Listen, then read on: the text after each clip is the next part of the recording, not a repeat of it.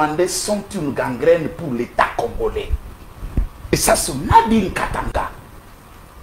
Avant qu'on parle réconciliation, il fallait d'abord que les Katangais se parlent, disons, de cette histoire d'abord rwandaise. Et qu'on revienne en 2001 de l'affaire du coup d'État. Comment un chef d'État a été assassiné par deux militaires katangais, un autre militaire, entre guillemets, katangais, a pris le pouvoir. On parle d'assassinat, et je voudrais qu'on m'explique la différence entre l'assassinat et l'événement de 2001, si ce n'était pas un coup d'État. Qu'on nous parle et du vrai. Et qui était derrière ce coup d'État, puisque dans la salle, les acteurs de ce coup d'État et de ce putsch étaient là. Et c'est Joseph Kabila. Puisqu'il a bénéficié de ce pouvoir. Par quel mécanisme est-il devenu chef d'État en 2001? Les circonstances qui contournent l'assassinat d'un Katangais, qui doit donner l'espoir non seulement aux Katangais, à tous les Congolais. Comment on n'a pas pu parler dans cette table ronde? Vous avez été vous-même cadeau.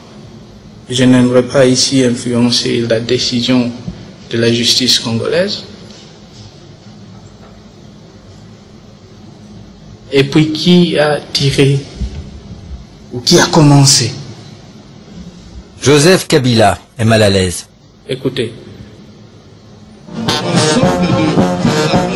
Il sait probablement que les complices et les organisateurs de l'assassinat courent toujours.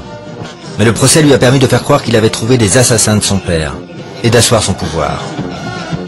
Il ne souhaite pas reprendre les enquêtes qui incrimineraient peut-être le Rwanda et les États-Unis, les ennemis de son père, avec lesquels il s'est réconcilié dès sa prise de pouvoir. Il a signé des accords de paix avec le Rwanda, il a mis fin au monopole sur le diamant et a ouvert le...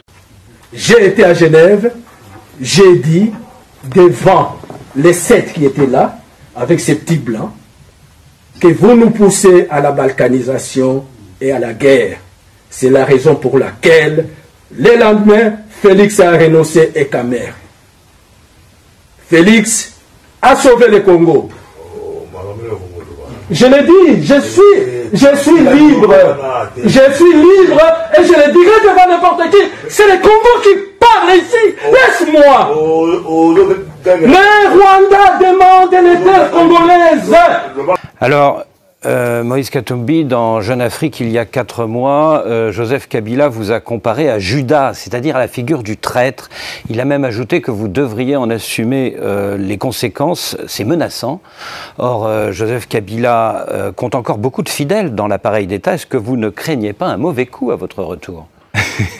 Ce n'est pas surtout à Joseph Kabila de me traiter de Judas. Je crois qu'il doit lire la Bible. Aujourd'hui, M. Kabila, il doit faire son examen de conscience. Il est resté au pouvoir de 2016 en 2018. Il a trahi la constitution congolaise. Il a trahi le peuple congolais. Il a tué à l'est du Congo, à Beni et dans le deux Kasaï, l'insécurité qui règne aujourd'hui. Moi, je ne voulais pas rester avec l'incarnation du mal. C'est pourquoi j'ai quitté Kabila. Si lui peut se comparer au Christ, je demande à la population congolaise de nous juger. Pour moi, les Judas, c'est Kabila. Mais vous avez des garanties pour votre sécurité à partir du 20 mai?